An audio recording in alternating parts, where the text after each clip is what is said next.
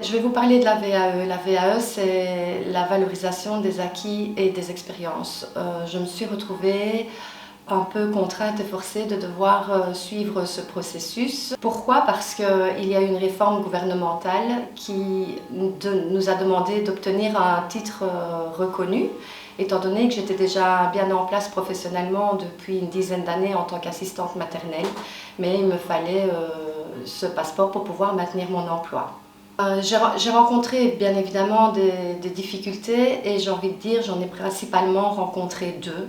La première, c'était que j'ai dû déconstruire ce que j'avais appris et ce que je pratiquais depuis une dizaine d'années.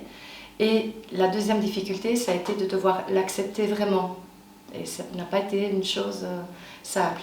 Mais c'est justement dans cette difficulté-là que j'ai trouvé du sens. Pourquoi? Parce que on a tendance à penser que nos acquis, nos compétences, on les connaît, on les maîtrise. Et cette formation, qui s'adresse bien évidemment à des personnes qui sont déjà bien en place d'un point de vue professionnel, nous permet de voir notre métier sous un angle différent.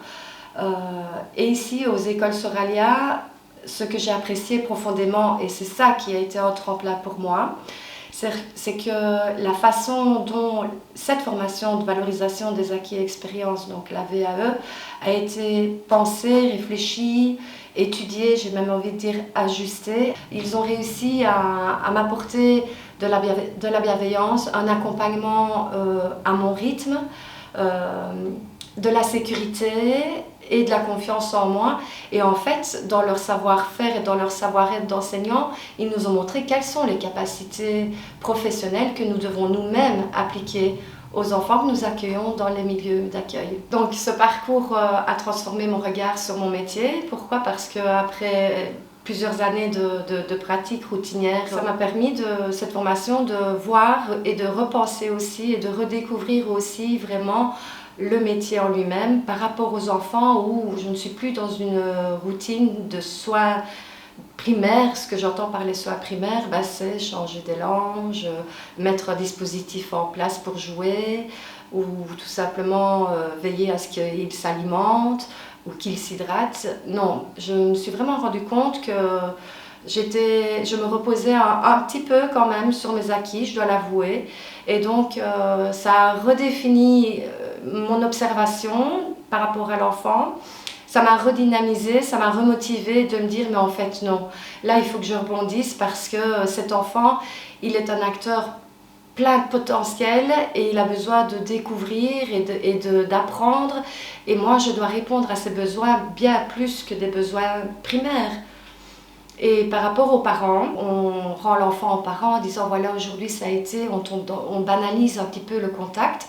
Alors qu'en fait, quand on suit cette formation, on se remet en question et on se dit mais la collaboration avec les parents est hyper importante. Et dans l'équipe éducative, ça nous permet d'avoir plus de cohérence, plus de stabilité, plus de confiance en soi, plus de compétences professionnelles approfondies. Et tout cela, forcément, le corps enseignant, l'équipe éducative dans laquelle on travaille s'en rend compte et les portes s'ouvrent et à ce moment-là, le travail devient beaucoup plus agréable, beaucoup plus dynamique, beaucoup plus chouette en fait, parce qu'on est vraiment devenu un membre à part entière d'une équipe éducative.